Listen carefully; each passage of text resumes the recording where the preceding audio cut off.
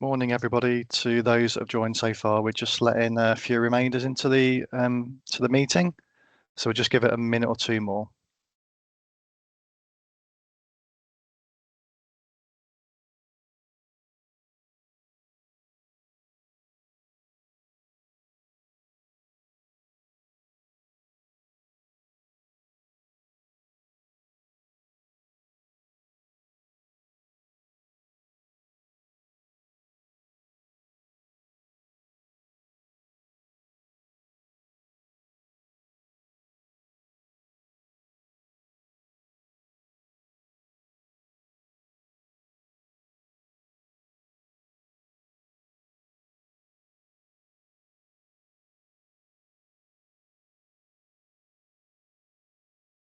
Right, okay, I think we'll start. We're 1 minute past the start time. Just one or two extras coming in, which case you will let in.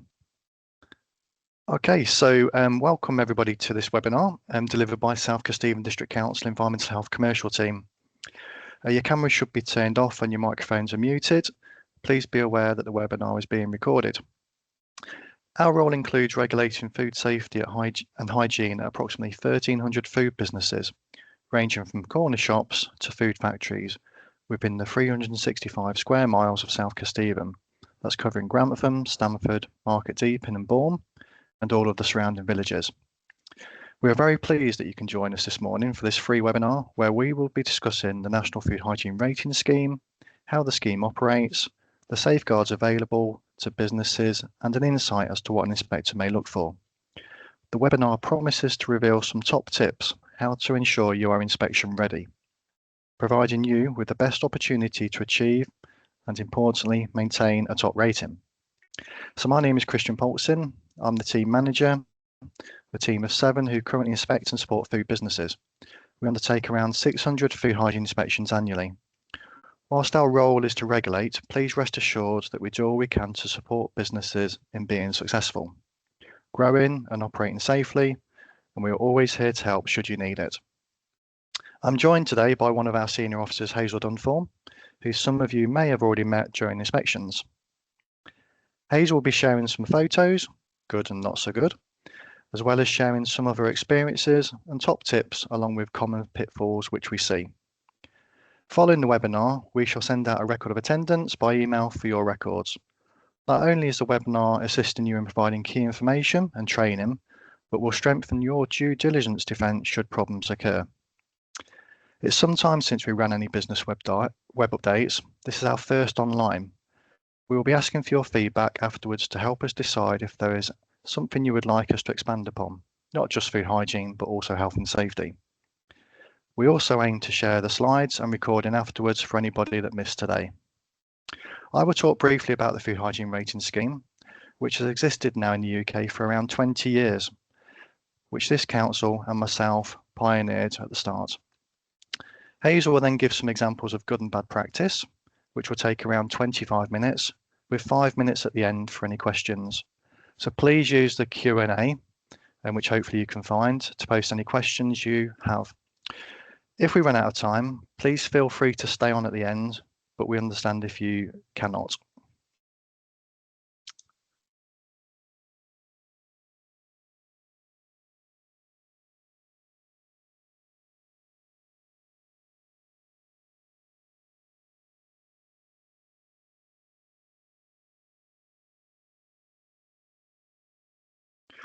Okay, so briefly, the webinar will include an overview of the rating scheme, how the food hygiene ratings are determined, the safeguards which are in place for businesses who don't achieve a 5, the 3 key areas which make up the score and the rating, and then some key tips for being inspection ready.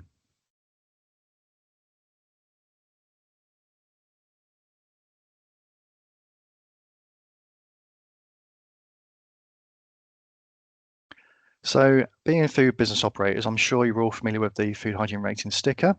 So it's a scheme which is national and it's overseen by the Food Standards Agency, but obviously all local authorities doing inspections.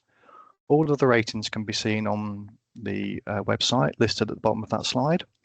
but you're probably aware it isn't mandatory yet to display ratings in England. It is in Wales.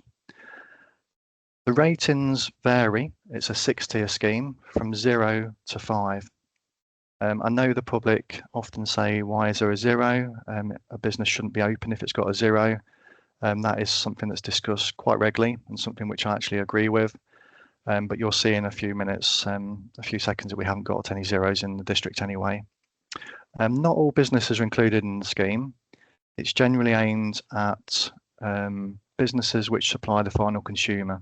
So places like food factories, not included.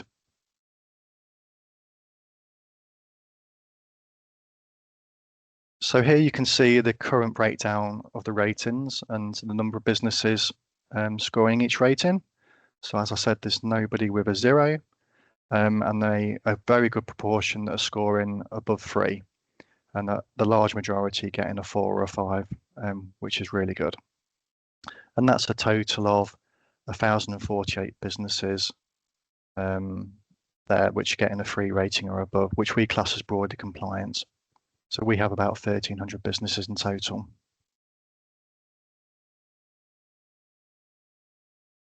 So how is the score determined? So as we mentioned, there's 3 key areas. The first one being food safety, hygiene and compliance. The second category is structural requirements and cleaning. And then the last one is confidence in management. And that's really about the systems you've got in place to manage food safety, including the paperwork. And you can see the criteria there at the bottom of that slide. The hygiene and structure scores are the same. They range from 0 to 25 with increments of 5. And then the documentation and food safety management is slightly different. There isn't a 10 or a 15, and it jumps to 20. So one thing I would say is a common pitfall is somebody that doesn't have a food safety management system that can score 20, which can result in a 1 rating immediately. And again, something we would like to see in the future is a 15 in there as well to account for that. And once we've broken that down and come up with each score for each category and added them together, you get a total score, and then that will determine the rating, which is. Yep. So as an example, for each category, if you was to score 5, 5, 5, that would be a total score of 15. And all the scores are below 5, so you'd get a 5 rating there. Just as another example, if you was to score 10, 10, 10 for each category, that's a total score of 30, and that would result in a 3 rating. We do work really hard on consistency and making sure we follow a brand standard. There are consistency exercises we partake in nationally, and we always get good feedback on that we're working as we should be. And we have internal measures as well to make sure that ratings are issued accurately and consistently. Things like accompanied visits, some monitoring, and then our own internal exercises for consistency.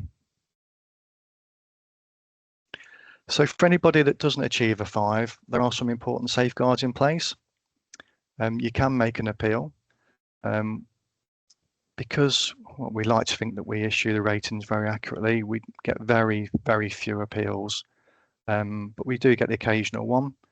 So that's there as an option for businesses. There's also a right to reply, and this is a good option for businesses that have done some work and they want to indicate that they've improved and responded to what the officer found.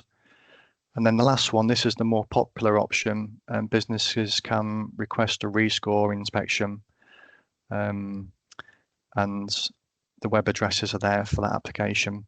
There is a fee for this because it's extra work, and then there's some key principles around that. So just briefly, if anybody asks for a re-inspection, it's a different inspector from the original inspection.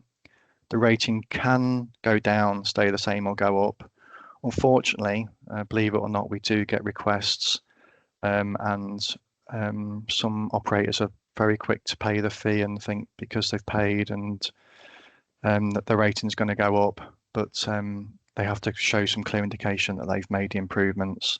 The visit is still unannounced, and they have to be done within 3 months. Typically, it's sooner than that, but it depends on the circumstances. Okay, so that's a brief introduction to the food hygiene rating scheme. Any more information can be found on the web addresses. I'm now going to hand over to Hazel. Thanks, Chris. So over the next few slides, I'm just going to be taking a closer look at the 3 areas that we give a score for when we're determining a food hygiene rating.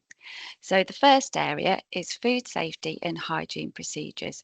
So in this, we're going to be looking at food handling practices and procedures. So when we do an inspection, we will look at all the steps and processes that food goes through in the business. So from when the food comes into the premises from delivery through to storage, handling and preparation, any cooking, any cooling, reheating, hot holding, cold display, and we will make sure that safe practices are being demonstrated. One of the key things we'll also look at is control of cross-contamination. So that's how raw and ready-to-eat foods are being kept separate. So raw foods such as raw meat and vegetables can be a source of harmful bacteria and can cause food poisoning. And the Food Standards Agency produced a guidance document on food cross-contamination and E. coli 0157. And I've put a link to the guidance there in the slides. They produced this guidance as a result of a couple of outbreaks that had happened with E. coli 0157, which sadly resulted in some deaths. And the reason why we're so concerned with this particular strain is that it has such a low infective dose. So less than 10 bacteria is enough to make somebody ill. And it can cause more than just sickness and diarrhea. It can lead to kidney failure and even sadly death. So like I said, if you're handling any raw foods in your business and ready to eat foods, then please do have a look at this guidance. And common things we see that businesses put in place are things like using separate areas for preparing raw and ready to eat, using separate equipment like the colour-coded boards and knives, having really good cleaning and disinfection processes in place, and really good personal hygiene. The next thing we look at is personal hygiene. So that is whether there's evidence of frequent hand washing with food handlers, making sure they're wearing clean and appropriate overclothing, that things like long hair are tied back, nails are kept short and clean, and that jewellery is kept to a minimum. And then the third thing we look at is temperature control. So that is food being stored at safe temperatures, and are safe cooking times and temperatures being achieved. And during inspections, we'll often take temperatures of things like fridges and freezers, and where there's any hot holding or cold display, we will make sure that temperatures are safe. So just a couple of pictures to highlight some good examples of cross-contamination control I've seen. So this business here was lucky enough to have the space to be able to have a completely separate area for preparation of raw foods. So this bench was only used for preparing raw meat and raw fish. And you can see under the bench, they've got the colour-coded boards, and then in the box, there was the colour-coded knives, and they had disposable aprons for staff to wear when preparing raw food, so that they could remove these after they'd prepared the raw food, meaning their clothes weren't a source of contamination. This is a good example of freezer storage. So this business was storing all cooked food together and had a separate freezer for their raw food. And you can see that the food is stored in nice, clean lidded containers. They got the stickers on the side. I don't know if you can just see that on the photo. That's where they were recording the dates so that the owner could keep a good control over stock control. Here are some not so good examples examples of poor practices. So the photo on the left was a container of cooked rice that was within a walk-in chiller. You can see that container itself is not very clean. It bits of the front had broken off, and the scoop that was being used to dispense the cooked rice was actually left on top of the food. And if food handlers didn't have very clean hands, for example, that contamination is going to be transferred straight to the rice. And then the photo on the right, this was a business that didn't have very good systems in place for stock rotation. So within the fridge, we actually found some food that had obviously been in there quite some time, as it had a nice crusty layer of mold on it. And I don't know if you can just make out, but there was a metal spoon that had also been left within the food. The next section we look at is structural requirements. So this section will cover layout and facilities. So we're making sure that there's sufficient things like hand washing facilities and facilities for cleaning and disinfecting equipment. We'll look at structural repair and condition of the premises and equipment. So making sure that things are in good repair and are not potentially going to contaminate food. We'll also look at cleanliness, so making sure the premises is clean, lighting and ventilation, and that's making sure the level of ventilation is sufficient for the cooking activities that are carried out. Then waste disposal and pest control. So we'll be looking to make sure there's no signs of any pests and the premises is pest proofed. And I've just included this photo here on the slide. So this was a business that had got an old Expel unit on the wall, and it decided to take that out. They covered the hole with some plastic sheeting, but when we had the summer a few years ago when it was really hot 40-degree heat, they decided to take the plastic sheeting off to allow for some airflow and ventilation in the kitchen. But unfortunately, having this big hole in the wall meant that the kitchen had actually got a lot of flies within it, which is not too good. Couple of photos showing some really good examples. So this photo on the left is a separate food sink. So this is only used for food. As you can see, it's really clean and the surrounding area is in really good condition. The photo on the right is a good example of hand washing facilities. So the basin's clean, there was a supply of soap and paper towels, and the taps there are non-hand operated. And this is something that we would advise if you're handling raw and ready to eat foods, as the sort of traditional taps that have sort of the screw tops can be a source of cross-contamination. If you take the example of a food handler preparing raw meat, if they then go and wash their hands and turn the tap on, any contamination on their hands is going to be transferred to the tap, which they're then going to touch again after they've washed their hands to turn the tap off. So non-hand operated taps are a really good idea. This is another business that I went to, which was really clean and tidy and had a really good standard of structure. And again, this business here had really good ventilation systems and really good lighting. This is a photo of a not very good example. This business had very poor ventilation. So underneath the extract canopy, there was just sort of an air vent on the wall. And you can see that the ceiling is stained a yellowy brown and the wall tiles were supposed to be white, but they too were covered in quite a heavy layer of grease and grime. The line on the extraction canopy is where the food business operator had been testing different degreasers. So he'd sprayed a line there just to see how effective it was, and you can see the colour difference that made. But this photo also just highlights a point I was going to make about clutter. So make sure that if you've got any old or redundant equipment, anything that you don't use, I would really advise just to get rid of it, because it can make cleaning more difficult. And I've got a close up here of the cooking area in this business. And as you can see, it was very dirty. And the staining on the worktops was actually grease, although it does look like burning. So yeah, very poor ventilation and poor standard of cleaning. This is another poor example of structure. So this business owner had decided to lay the floor himself, but the floor was actually laid in various different pieces, creating a bit of a jigsaw effect.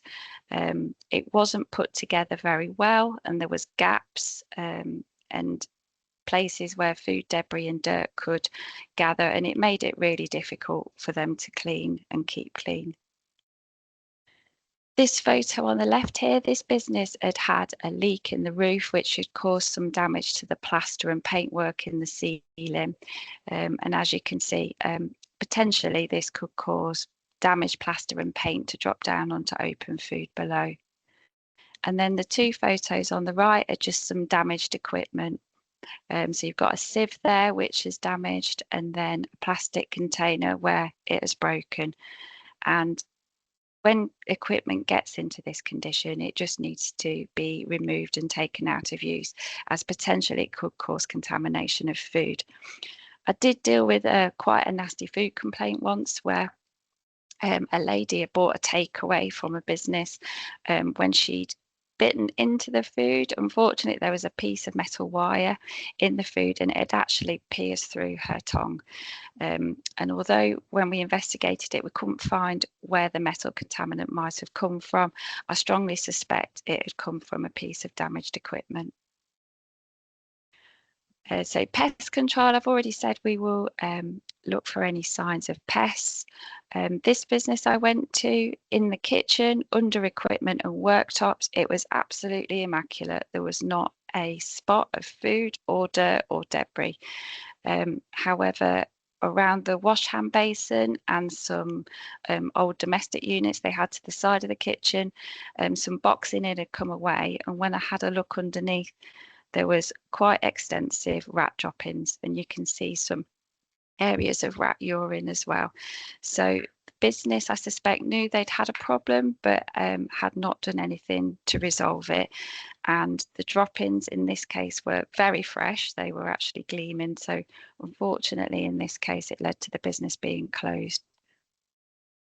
The third area we'll look at is confidence in management. So this is all about whether a business has got documented food safety management procedures in place. And what we're looking for here is to make sure that all the hazards have been assessed and included. So whether you're using a traditional HACCP type system or whether you're using Safer Food, Better Business for caterers, you just need to make sure that that is sufficient for what you do within your business. I've just put a photo here of sushi, because sometimes we find that businesses using Safer Food, Better Business might start to do something more high risk, such as raw or rare foods like sushi. And these food processes are not covered by Safer Food, Better Business, the same as vacuum packing and sous vide cooking. So we would say if you're going to do anything over and above what Safer Food, Better Business covers, make sure you've done a separate HACCP, because what we want to see is that you've understood all the hazards and you've put appropriate control measures in place. And when we do an inspection, we will look at a business's documentation and we'll make sure that what you say you're doing is what is actually happening in practice. The other thing we look at is training. So that's making sure staff have had suitable and appropriate training for the job they do. And we're also asked to consider the track record of the business. So that's how they've scored in the past, whether they've taken on board any previous advice we've given. And if a business has had enforcement action taken against it previously or notices, then this will affect the score we can give under confidence in management. So I'm just going to go on to some key tips now. So these are some of the things that I see quite regularly when I'm doing inspections, and these can be some of the reasons why businesses might fall down in their food hygiene rating. So the first thing is know where your documentation is and what it says. And if you're a manager or supervisor and you're not always there on the premises, make sure your staff know where it is as well, and also that they're aware of what it says and that they're following it. I've already said about making sure any high-risk foods or processes are covered. We want to make sure you understand the hazards that are within your business and have got the appropriate control measures in place. Keep accurate records. This one is really important. I've seen it quite a lot where businesses have been filling their records in advance. So I might go on the first of the month, for example, and I've found that the whole month's records have already been filled in. So that doesn't give us confidence that accurate records are being kept. Make sure staff are wearing clean and protective clothing. So make sure that they're clean and presentable, because that creates a really good impression.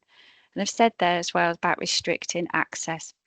So sometimes we'll go and do inspections, and particularly late night takeaways, and we might go in and ask how many food handlers are working there, and they might say 2, but we find there's about 6 or 7 people in the kitchen, and it's where people have congregated to hang out, where food places have to be kept clean. So restrict access to food areas to those that need it.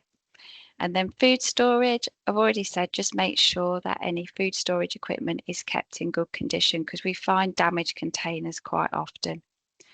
Now, we all live in the real world and we know that problems do happen. So the important thing is that when problems happen, you take action to put those right, and make a note of it in your diary or in your records and record what you've done about it. So when an officer comes into your premises and in the food areas, the first thing they're going to do is wash their hands. And if they're presented with a dirty hand wash sink with no soap or paper towels, then that is going to start the inspection quite badly.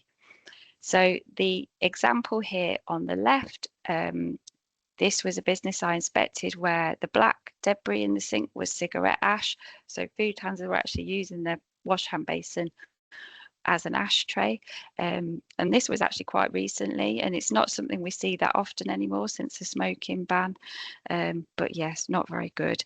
And the sink on the right, again, really dirty sink. There was no soap or paper towels, and yet there were people in there in the business handling food. So straight away I'm going to be asking how they're making sure they're handling food safely if the hand washing facilities are inadequate. Cloths and cleaning chemicals.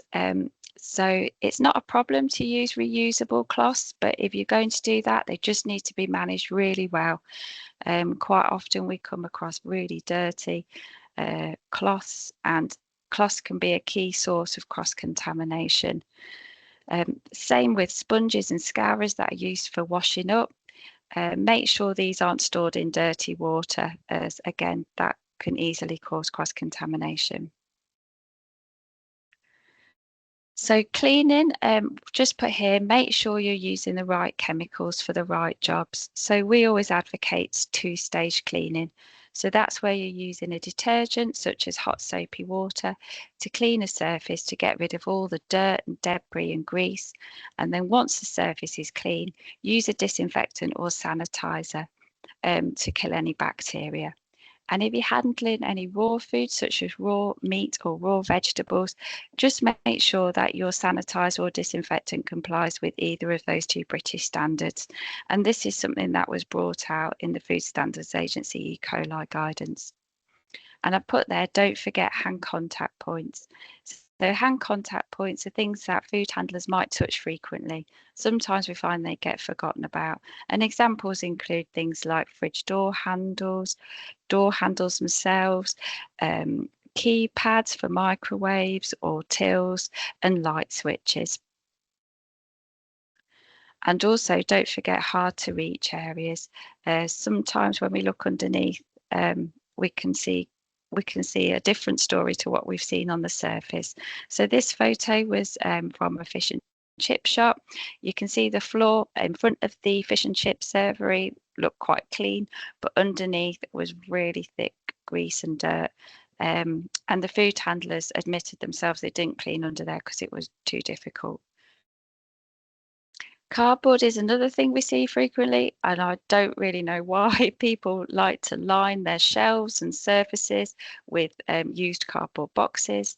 I don't know whether it's just to aid cleaning so they can just throw the boxes away, but boxes can harbour bacteria and they're not an easy to clean surface. So we say don't use any cardboard or reuse any cardboard for that purpose.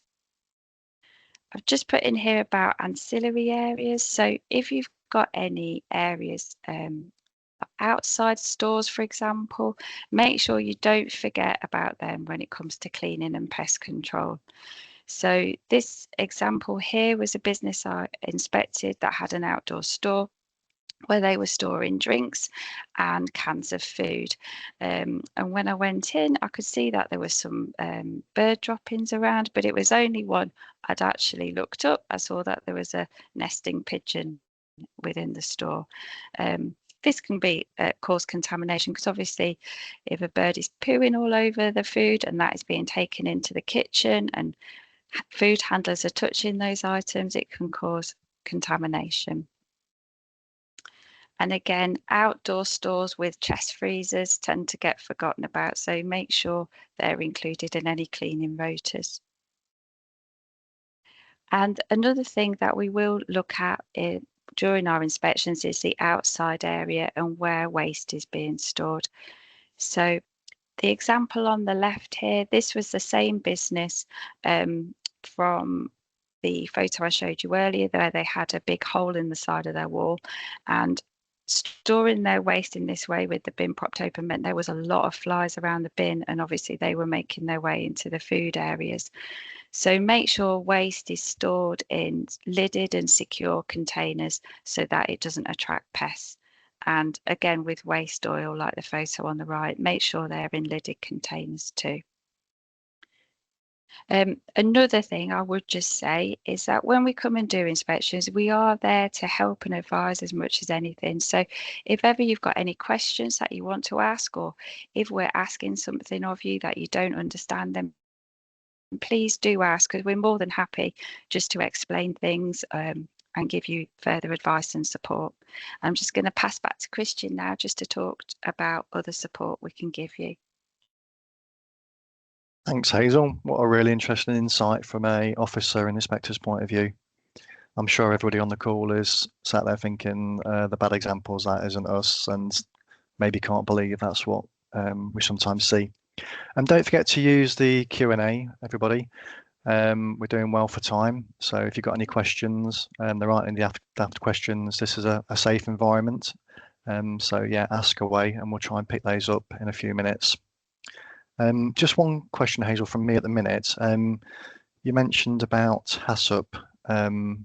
Just explain that a little bit more, if you don't mind, what that means. So HACCP stands for Hazard Analysis Critical Control Point. I often think it's a bit of an overcomplicated way of explaining something that is quite a simple process. So what that involves is looking at all the steps that food goes through within your business. So from when food arrives in your business through to when it is served or sold to the customer. And then at each stage, it's looking at what can go wrong. And the three main hazards that we ask people to consider are chemical contamination, physical contamination, and then microbiological contamination. So then it's looking at what can go wrong and then putting in place control measures to make sure that those hazards don't cause a problem. And we talk about critical controls. So these are controls that are critical for the food safety. So for businesses that are like traditional cafes or restaurants where you're cooking food, an example of a critical control point will be cooking and achieving the right cooking times and temperatures, as cooking is the thing that's going to kill any food poisoning bacteria. So some businesses like butchers or manufacturers that are making producing their own food will probably use more traditional HACCP form of food safety management, as Safer Food, Better Business doesn't really cover all the hazards that are present in their business. Fantastic.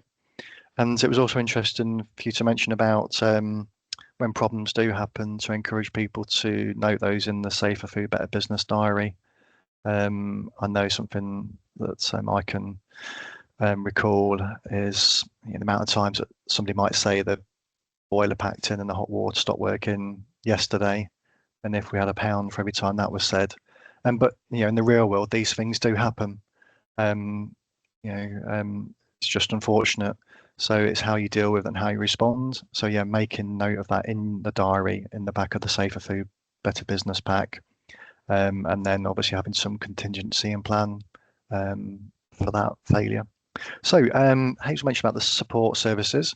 On our website, you can find a copy of this. It's called What's on the Menu.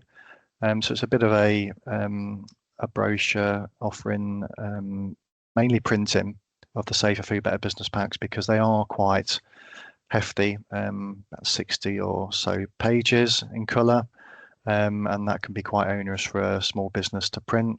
Not everybody has a printer, so that's something that we can help with.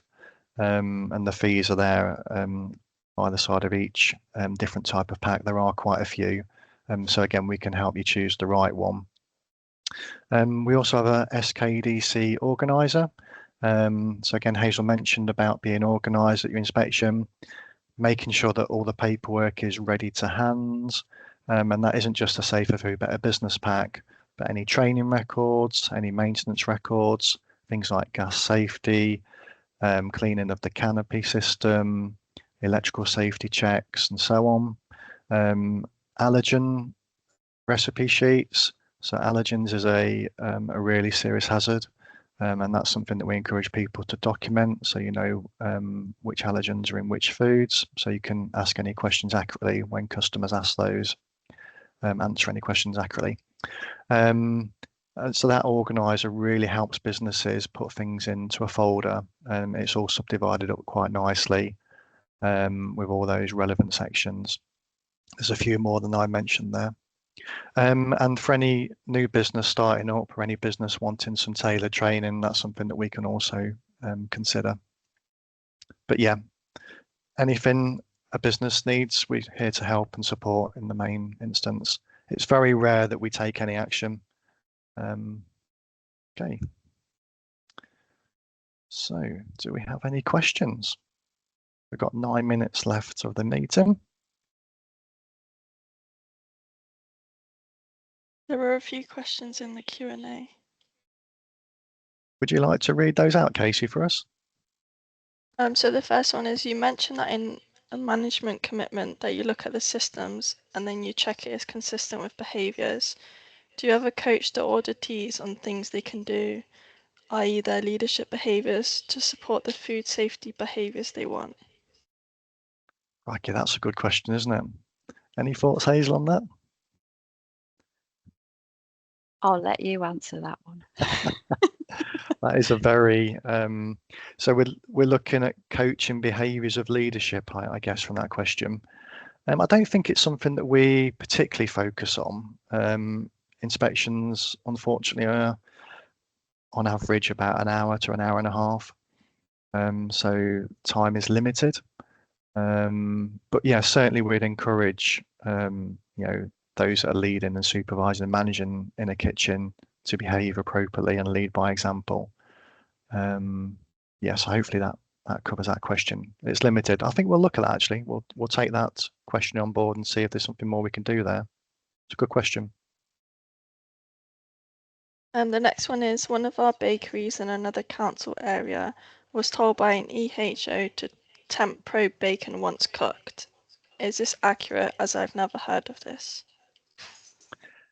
If nobody had answered any questions, I'd got a few pre-written down for Hazel to ask, and that was actually one that I'd mentioned. So I was going to ask, is a probe thermometer mandatory in the first instance? And then what do you look for? So Hazel, I think that's a good one for you. Thank you very much. So with regards to probing bacon, personally, I wouldn't particularly ask for this because bacon is quite a thin product and you can tell visually whether it's been cooked. So I wouldn't necessarily recommend that businesses temperature probe that type of product. So using a probe thermometer is not mandatory. What Safer Food, Better Business requires is that you have systems in place to make sure that food is cooked to a safe temperature. And so one of the ways you can do that is by using a probe thermometer, but you can use things such as visual checks. Visual checks are harder if you're reheating food, as you haven't got the colour change, for example, when you're looking at meat.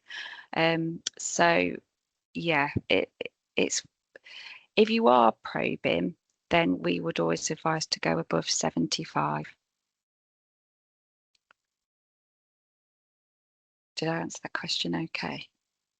Yeah, that's great. Thank you, Hazel. What about probe calibration? Anything to add in that respect? Yeah, so it's important if you're using a probe that it's accurate. So if you're looking at a temperature, you want to make sure that that is accurate. So we would advise calibrating probes every month or so, or however often you feel is necessary, either with boiling water and your probe should read 100, or in ice, just melted ice, and your probe should read 0. If you're getting readings that are, very different to that, then you probe, either replace the batteries and see if that helps, because I sometimes find when probes are losing their power, they can sometimes read funny temperatures, or replace your probe. Well, I've just had another thought as well about the coaching question of leadership in food businesses. We often encourage managers and supervisors to be trained to a high level, but behaviours are everything, aren't they? Because you can have all these things in place, and if people aren't behaving in the right way, things are going to fail. And a really good example of that would be when people are completing temperature records. One of the things officers find is that records are being completed, that the temperatures are all the same.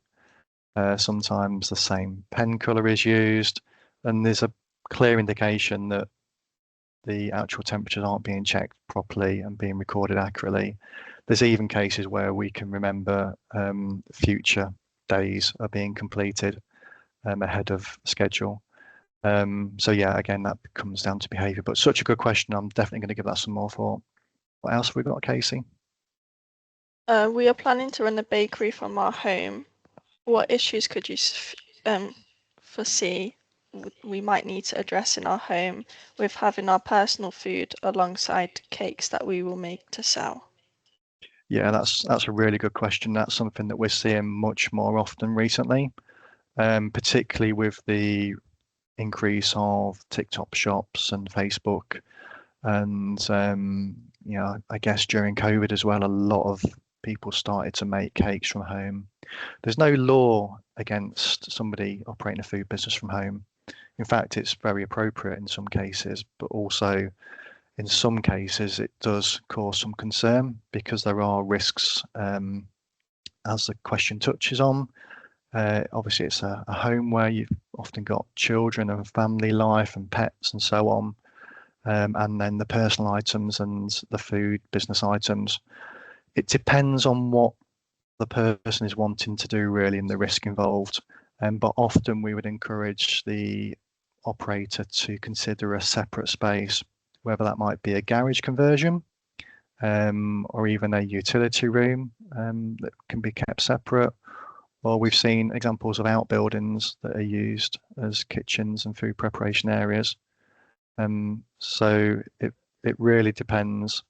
But yes, certainly separating personal items from the business items, so you've got that control. It's all about control. Anything to add, Hazel? Yeah, because we've got quite a lot of home bakeries registered with us.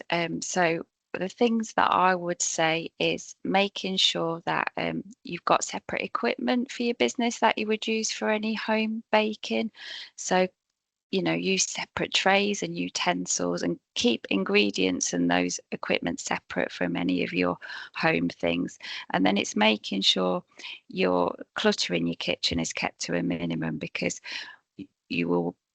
most home bakers bake at ad hoc times, sort of when they've got orders. So I would just say, just make sure you fully clean and disinfect your kitchen down first before you do any products for your business, and then clean and disinfect down after, when it goes back to being your home kitchen. But one thing I always say to consider as well is just about sickness and illness in the family, because obviously if a food handler has sickness and diarrhea, we would say stay away from food handling duties for 48 hours from when your symptoms stop. But obviously if you've got people living in the home that have got that as well, then we would say the same, due to the risks. Yeah, and one final point, don't forget to check with the planning department. If you're going to plan on running a takeaway, for example, that changes things significantly, so you'd need to check if you need approval for that. Anything else, Casey? Can you see? What additional controls for businesses making food not for immediate consumption, but could be eaten cold that could potentially support the growth of listeria? Would the controls be more stringent or are they the same? Well, there's been lots of guidance recently on listeria because it is something that can cause really serious illness or fatalities in certain operations, and we've seen that in the news with things related to hospitals and things like sandwich preparation. So that's quite a detailed question really to answer in such a short space of time. I don't know if anything, Hazel, you want to just touch on briefly, or whether that's something we can pick up separately.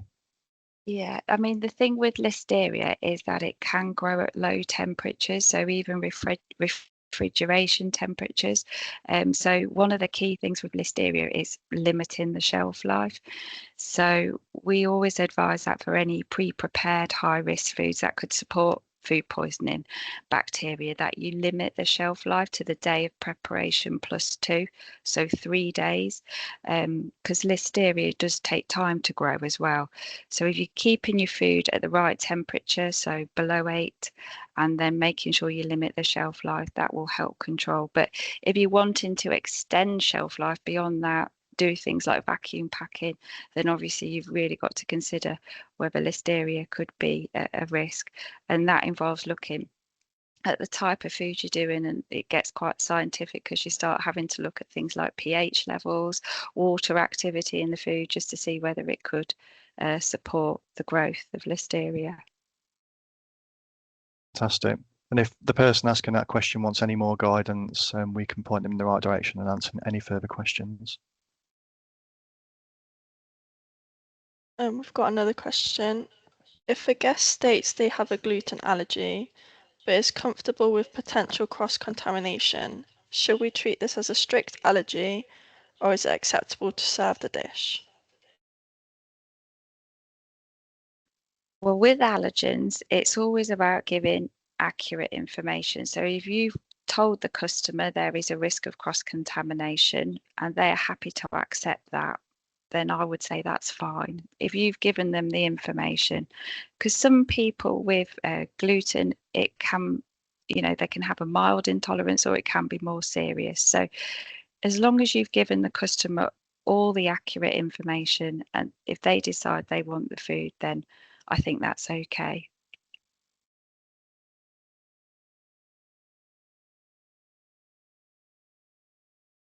In an organization where a surplus food pantry is being run, often collections include ready meals or items that can be frozen, with the days used by the date on.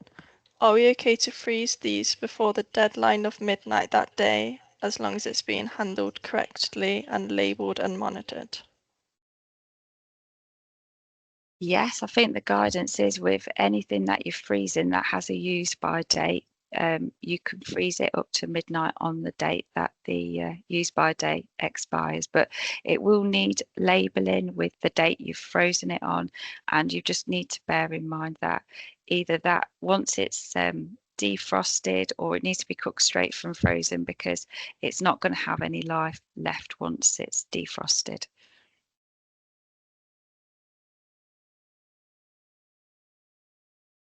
And that's all the questions that are in the Q&A. Brilliant. I've noted a comment there as well. Somebody from Stanford, not a question, but thank you to all the team. 4 years, we've scored 5-star, and all officers have been incredibly helpful. That's really nice to receive that feedback. Thank you for that, whoever that was. Okay, we've run over by a few minutes, so we're going to conclude the session. Thank you once again for joining in and contributing. A training record along with details how you may be able to find a copy of the slides and recording will be sent to email address provided. But should you have any further questions or suggestions, please do email us. So our email address is healthy, HEALTHY, at southkesteven.gov.uk. We hope you found this webinar useful and interesting. Thank you. Good luck at your next inspection and have a great day. Thank you.